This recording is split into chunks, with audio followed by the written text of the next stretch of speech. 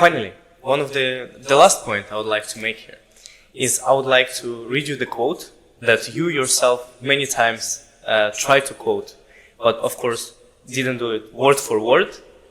It was a quote from Benjamin Franklin. Those who give up essential liberty to purchase a little temporary safety deserve neither liberty nor safety. How true do you think this is in politics right now? And do you think people are prepared to give up their freedoms, such as the freedom of speech, especially on things like transgender issues, especially on things like LGBT issues, as you are gay yourself? How prepared are people to give up their freedoms for the perceived safety that the government might give them? Well, and you could argue that they positively rushed to do it. If you looked at the enthusiasm for COVID, all of these fools getting outside, banging saucepans for the bloody NHS. There is a very strong element of conformism. I mean, we know this from war. People always talk about how terrible wars are. Actually, one of the surprising things is suicide rates go down. During the war? During war. That there is inevitably, there's a national hysteria that and again, COVID was a form of hysteria. And people rather like this. We have a tremendous group instinct. And the comments of historians are always useful on this kind of thing. Lord Macaulay, Thomas Macaulay, has this wonderful phrase: there is nothing as ridiculous as the British public in one of its, listen to it, periodic fits of morality. Periodic fit of morality. Well, COVID was a periodic fit of morality. But you see, I think there's something deeper. I mean, one of the things that's happened is that, and it's one of the reasons why all these changes have taken place. We didn't really have time to talk about it. Why has there been this distrust of the people? Why this distrust? Because it begins really in continental Europe. It begins in Germany in the post-war period. Very understandably, after the supposed participation of the German people in the horrors of Nazism, you develop the notion that, well, yes, democracy is a good thing, but it's a bit like an unruly child. It's a bit like me. It needs to have, when I'm talking about principles, it needs to have principles to hold it in leading chains. So what you do is you decide that you've got to have foundational principles like statements of human rights, which are enforced by experts, by judges, who mustn't be susceptible to popular pressure. What I think we've now gone, in fact, I would argue, as far as to have two completely different notions of democracy.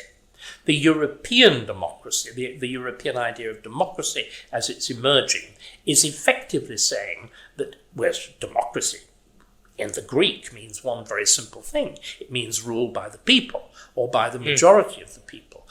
The continental tradition, particularly Germany, but with everywhere where the EU again was very much founded as an anti-democratic enterprise. The role of the parliament in the European Parliament is a minor one. It's like the Estates General of old France, whereas the real governing body of the EU is a committee of experts. It's the Commission, who are very definitely not answerable directly to the people at all. But what you've got in continental Europe is a view that democracy is essentially about protecting the rights of minorities, which is why in Germany you've now actually got the attempt at outlawing whole political parties, because they dare to say perhaps being an ethnic German makes you more German than somebody crossed over the frontier 3 weeks ago but's got a bit of paper. But you see, it's very like transgenderism. The whole of the left elevates words and paper above fact. If you've got a bit of paper which says you are a woman, it doesn't matter if you're a Willie, you're still a woman. The bit of paper makes you And it's written, dare I say it, I have no idea what your religion is. I point out there's a very strong relationship between transgenderism and the Catholic doctrine of transubstantiation. The idea that a priest pronouncing the words hoc est corpus miraculously transforms bread into flesh, or wine into blood. That's in other words the primacy of language over fact. So there's that notion of democracy, and there's the American notion, especially vigorous under Trump, that democracy means what it says it does. I won.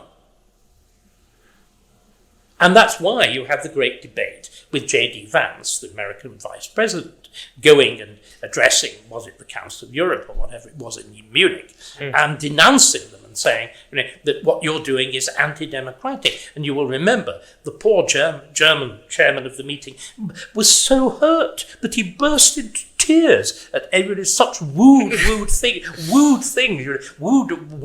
being said. And so when we've abandoned the ordinary meaning of the word democracy, you've then got to come up with this new abusive term. So what we used to call democracy is now called populism. But if we actually go back to where we were on all of this, why has the need for the control of public opinion, what you were saying on transgenderism, on COVID, on above all race, why have you had to resort effectively to law or to social pressure, as it was through Twitter and the processes of cancellation? Because I would argue, from the 1960s onwards, we have effectively been governed by lies. The lie that diversity is our strength. Highly diverse societies are weak. They're entirely incapable of sustaining democracy. The only way, you come from Eastern Europe, that world, and Russia, that world of rival groups of towns which are German and Jewish and German speaking, surrounded and probably Protestant and Jewish, surrounded by peasants who speak a Slavonic language and are Orthodox. Those worlds can only be ruled by what they were ruled by: absolute monarchs, by czars, by dictators. That's, I'm afraid, the price of diversity. You see it very clearly in modern terms in, for example, Yugoslavia, the extraordinary patchwork of different groupings which had characterized the Balkans because they were essentially where two empires had met, where Austro-Hungary to the north and the Ottomans to the south, and Yugoslavia carved out of this, when Tito and the conservative, again it begins with a C, and the Communist Party, and sometimes hard to tell the difference, and the Conservative, and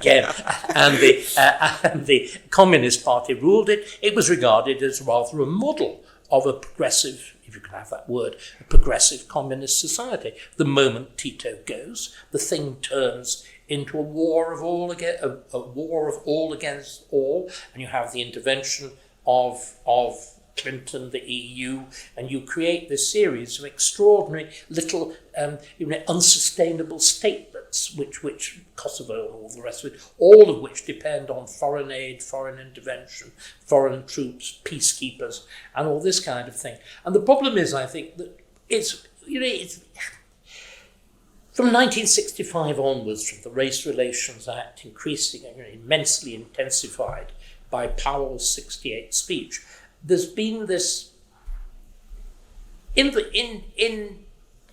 many ways, for one could almost say noble, and indeed Tom Holland, the historian, when we were talking about the whole business of the rape gangs in the northern towns, which are overwhelmingly Pakistani Muslim, and their victims are overwhelmingly little white girls, saying, well, actually, keeping quiet about this might have been wrong, but the aim was noble. And there's this strange turn. I referred to Aristotle. The other great theoretician, the other great Greek theoretician of politics is, of course, Plato. And Plato is the believer in the government by the expert, as opposed to Aristotle, who believes in participatory government. Aristotle has this wonderful line. When he's talking about government, he says, well, think of government as being a bit like cooking. The judge of a good meal is not the chef, it's the eater.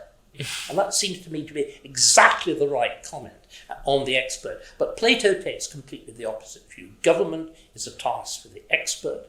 And how do you get people to submit to the rule of the self-selecting expert? By a lie, by a myth, by a noble lie. And I think that our problem has been, and this is why all those Blairite structures were created, we've had a series of noble lies. We've had the lie about race relations, that diversity is our strength and immigration is a wholly good thing.